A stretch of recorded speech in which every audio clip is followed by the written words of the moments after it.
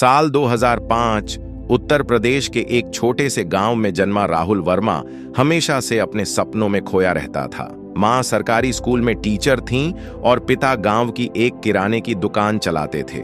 राहुल पढ़ाई में औसत था, लेकिन उसकी आंखों में एक अलग चमक थी, कुछ बड़ा करने की, कुछ अलग करने की। जब राहुल 12वीं बोर्ड में फेल हुआ, तब पूरे गांव ने कहना शुरू कर दिया, इससे कुछ नहीं होगा, अब दुकान पर बैठ जाएगा। पर राहुल की मां ने कहा, फेल हो गया तो क्या, सपने अभी जिंदा हैं। लेकिन राहुल खुद टूट चुका था। बाहर से मुस्कुराता, लेकिन अंदर ही अंदर उसकी आत्मा चिल्ला रही थी। राहुल शहर आ गया, दिल्ली। 800 रुपये जेब में थे और एक फटा हुआ बैग जिसमें सिर्फ 3 जोड़ी कपड़े थे। उसने स्टेशन के पास एक सस्ते लॉज में रहना शुरू किया और एक ढाबे पर बर्तन मांजने का काम पकड़ लिया। एक रात जब वह काम खत्म करके लौट रहा था, एक बूढ़ा आदमी उससे टकराया। वह शालीन कपड़े पहने था, पर उसके चेहरे पर कुछ रहस्यमयी था। उसने राहुल की आंखों में देखा और पूछा, तू कौन है और भाग क्यों रहा है? राहुल चौंका। बूढ़ा मुस्कुराया और बोला, मैंने तेरी आंखों में तूफान देखा है, क्या तू खुद को पहचानता है? बिना किसी परिचय के उस बूढ़े ने राहुल को एक किताब दी,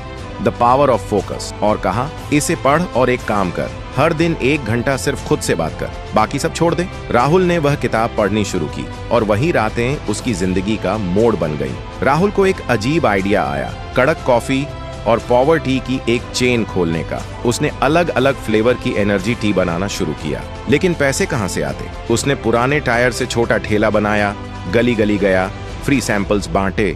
लोग हंसते थे, पर धीरे धीरे पावर टी बॉय नाम से वो मशहूर होने लगा। 3 साल बाद उसे एक छोटा निवेशक मिला जिसने 5 लाख रुपए दिए, पर एक रात उसका ठेला जल गया। कुछ प्रतिस्पर्धी दुकानदारों ने जलाया था। राहुल फिर टूट गया, लेकिन इस बार वह खुद से बोला, मैं अब रुकूंगा नहीं, ये तो बस शुरुआत है। राहुल ने ऑनलाइन टी डिलीवरी की शुरुआत की, चयमान, कॉलेज स्टूडेंट्स के लिए सब्सक्रिप्शन मॉडल। उसके पास खुद की वेबसाइट नहीं थी, तो उसने इंस्टाग्राम पेज बनाया। वह खुद सुबह 5 बजे उठकर चाय बनाता, पैक करता और स्कूटर से डिलीवर करता। उसका वीडियो एक दिन एक फूड ब्लॉगर ने शूट किया और वायरल हो गया। 24 घंटे में 1 लाख फॉलोअर्स और 5000 ऑर्डर। 2022 में एक बड़ी एफएमसीजी कंपनी ने राहुल को 10 करोड़ रुपए में उसका ब्रांड खरीदने का ऑफर दिया, पर राहुल ने मना कर दिया।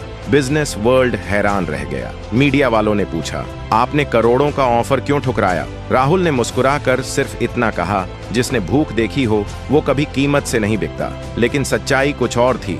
2023 में राहुल को एक बीमारी हो गई, एक दुर्लभ न्यूरोलॉजिकल डिसऑर्डर। डॉक्टरों ने कहा, तुम्हारे पास सिर्फ 2 साल हैं। इसीलिए उसने अपना बिजनेस न बेचा, बल्कि 1000 युवाओं को ट्रेनिंग देने और फ्री स्टार्टअप गाइडेंस देने का मिशन शुरू किया। उसने चुपचाप 5 करोड़ एक चैरिटी फंड में डाले और कहा, अगर मैं चला भी जाऊं तो मेरे जैसे 1000 राहुल जिंदा रहेंगे। 2025 में राहुल आज भी जिंदा है और उसका मिशन अब फेलियर्स को फाउंडर बनाओ नाम से पूरे देश में फैल चुका है। उसकी कंपनी अब 50 करोड़ की वैल्यूएशन पर है और उसे फेलियर से फीनिक्स कहा जाता है। लेकिन कोई नहीं जानता कि उस बूढ़े व्यक्ति का क्या हुआ जिसने उसे पहली किताब दी थी। राहुल कहता है, शायद वो मेरे भीतर का विश्वास था जो एक दिन शरीर लेकर मेरे सामने आया था। सीख जो मिलती है, फेल होना अंत नहीं, एक शुरुआत है। सपने देखो, लेकिन खुद से भी बात करो। पैसे से नहीं, पहचान से अमीर बनो। जो कुछ न होते हुए भी देता है, वही सच्चा करोड़पति होता है।